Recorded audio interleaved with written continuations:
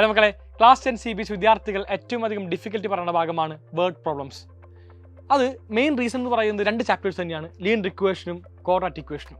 എന്തുകൊണ്ടാണ് ഈ 2 ചാപ്റ്റേഴ്സിലെ word problem ഡിഫിക്കൽട്ടായി മാറുന്നത്? വേറെ ഒന്നും കൊണ്ടല്ല, ഏത് ഭാഗത്താണ് ക്വസ്റ്റ്യൻ വരുന്നത് നമുക്ക് മനസ്സിലാക്കാൻ സാധിക്കാതെ തന്നെയാണ് ഈ കാണുന്ന ചാപ്റ്റർ ഡിഫിക്കൽട്ട് ആകാനുള്ള ഏറ്റവും പ്രധാനപ്പെട്ട കാരണം. നിങ്ങളെല്ലാവരും മനസ്സിലാക്കേണ്ട ഒറ്റ സംഭവമുണ്ട്. നമ്മൾ ഈ കാണുന്ന ചാപ്റ്റേഴ്സിൽ ഒരുപാട് സബ് ടോപ്പിക്സ് ഉണ്ട്. വേർഡ് പ്രോബ്ലത്തിനകത്ത് നമുക്ക് എന്താണ് ഒരുപാട് സബ് ടോപ്പിക് കാണാൻ വേണ്ടി സാധിക്കും. ഫോർ എക്സാമ്പിൾ, സ്പീഡിൻ്റെ ക്വസ്റ്റ്യൻസ്, അതുമല്ലെങ്കിൽ ഏജിൻ്റെ ക്വസ്റ്റ്യൻസ്, അതുമല്ലെങ്കിൽ നമ്പേഴ്സിൻ്റെ ക്വസ്റ്റ്യൻസ്, ഇങ്ങനെ ഒരുപാട് സബ് ക്വസ്റ്റ്യൻസ് ആയിട്ട് നമുക്ക് നമ്മുടെ ഹോൾ വേർഡ് പ്രോബ്ലത്തിനെ ഡിവൈഡ് ചെയ്യാൻ വേണ്ടി സാധിക്കുന്നതാണ്. നമ്മൾ അങ്ങനെ ഡിവൈഡ് ചെയ്ത് പഠിക്കുകയാണെങ്കിൽ വളരെ സുഖമായിട്ട് കംപ്ലീറ്റ് ക്വസ്റ്റ്യൻസ് നമുക്ക് ആൻസർ ചെയ്യാൻ വേണ്ടി സാധിക്കുന്നതാണ്.